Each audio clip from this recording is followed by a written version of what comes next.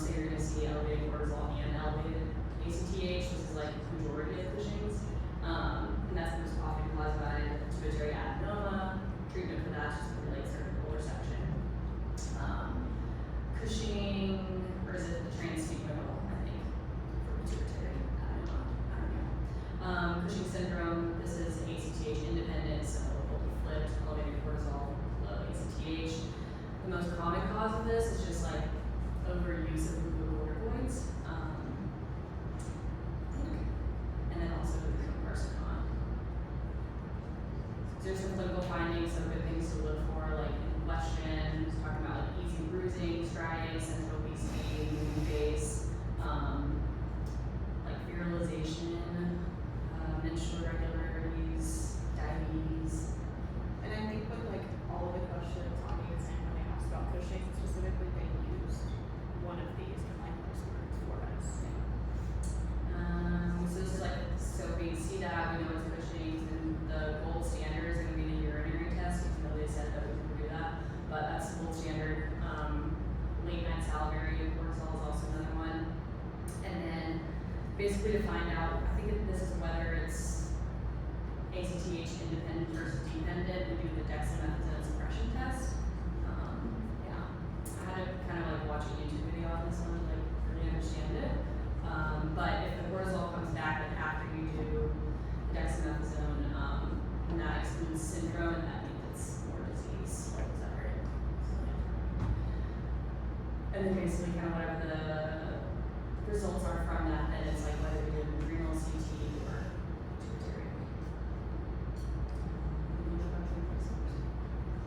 Yeah. So we got some adrenal disorders up here.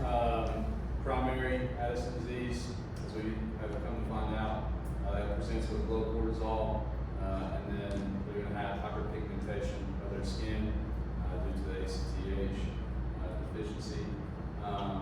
Secondary is anterior hypopituitarism, and that would be low cortisol plus low ACTH.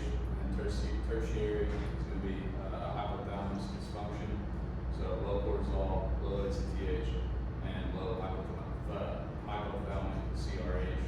So just kind of have what those present with and where they'll be at covered for adrenal disorders. So primary Addison disease. Diagnosis is to measure the plasma cortisol at early in the morning, so morning cortisol check before it spikes. And then the cosine-Schroven stimulation test.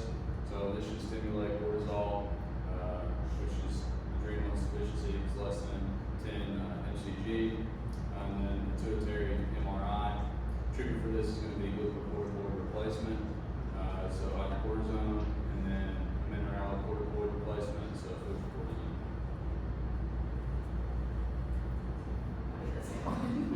Sorry, you got the masses. So basically with adrenal mass, I think the big like high yield stuff is like never biopsy until Theo's ruled out. She said that a million times. Theo's, if we see adrenal mass plus episodic hypertension, sweating, headaches, especially when a younger person, that's a good kind of like hint to that. And then you'll never get the beta blocker before the alpha blocking. I feel like they don't ask us about that. But adrenal incidentaloma just means we find it on imaging. It's usually benign, but it's there. These are just like noting like where they are. So if it's Theo, it's going to be in the medulla, and you know that the medulla produces like epinephrine and stuff. So like we use plasma epinephrine to test for Theo, so that all kind of like goes together. And then if we're talking about the adrenocortical adenoma or carcinoma, that's going to be in the cortex. With these, you want to make sure like see if they're hormone producing or if they're malignant. So that's going to be the testing for the plasma, metanephrines, the dexamethasone suppression, and then it's over 10 centimeters or equal to, we're going to do a surgical referral. This one here, this is good. This is like for the thyroid nodules, so calcified shit. Like if it's calcified, solid, hypochondriac, irregular, tall versus wide, you want to get it. And that was a question on the exam. Definitely get an ultrasound. It's just like another like flow chart.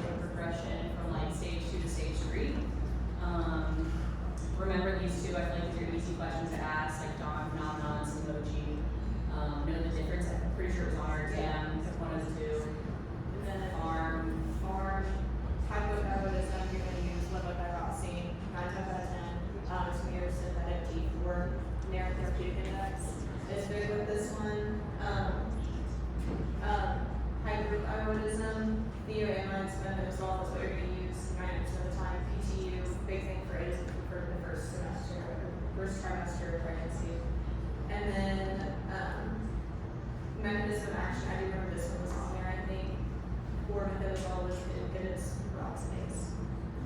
This is just a good review. Yeah, knowing bolus versus basal, and then obviously increased insulin secretions, all those are for your G drugs.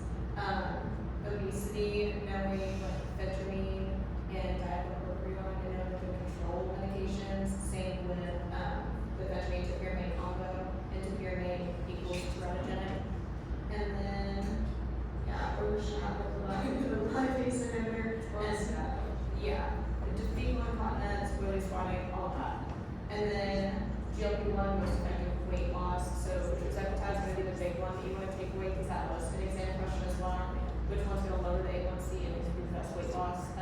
So I feel like she might put that one on there again, it's just like a give me. And then hepatic glucose associating that with like metformin or the pioglitazone, which is the solid. Yeah. This is straight from her lecture. I thought this one was just like good, like helpful to kind of put them all, because you've got the gym, which is the tirzepatide, the GLP and the gym together, and then the other two are just regular GLP-1s. But just kind of putting together which one's going to be cardiovascular benefit versus kidney versus benefiting all across the board.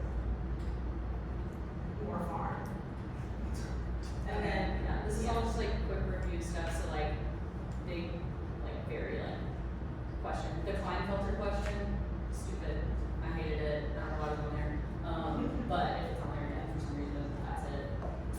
She can't remember that one, it's just like, pituitary infarct, patient cannot produce milk, due to me seeing like a postpartum hemorrhage. SIADH versus like DI, I think that's like pretty high yield. FeO is associated with men too, also we see calcitonin, I think it's calcitonin.